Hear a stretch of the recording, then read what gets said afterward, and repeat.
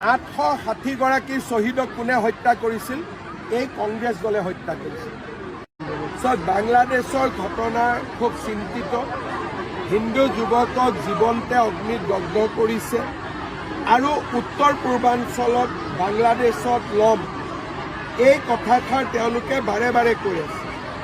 অসমৰ ভিতৰত চনটো বাদ দিয়ক 71-51 প্ৰায় লাখ লাখ বাংলাদেশী আমাৰ অসমত আছে। 71ৰ আগত হওক পিছত হওক বাংলাদেশীটো বাংলাদেশীয়ে।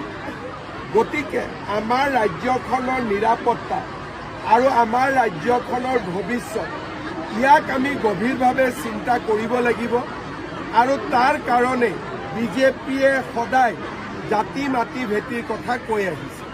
অসম আন্দোলনৰ শ্বহীদসকলক কেতিয়াও কংগ্ৰেছ দলে কেতিয়াও তেওঁলোকৰ প্ৰাপ্য সন্মান দিয়া নাছিলে। এইবাৰ প্ৰধানমন্ত্ৰী ডাঙৰীয়াই অসমবাসীৰ আৱেগক সন্মান জনালে। 860গৰাকী শ্বহীদক তেখেতে সন্মান জনালে। এজন এজন কৰি শ্বহীদসকলৰ প্ৰতিমূৰ্তিৰ ওচৰত গৈছে। তেওঁ মোক সুধিছে এখেতৰ কি হৈছিল, এওঁ ক'ৰ, এওঁৰ ফটোখন কিয় নাই। যি ধৰণে গোটেই পৰিক্ৰমা কৰিছে শ্বহীদৰ গেলাৰীটো, ইয়াতকৈ অসমীয়াৰ বাবে গৌৰৱৰ কথা কি হ'ব পাৰে?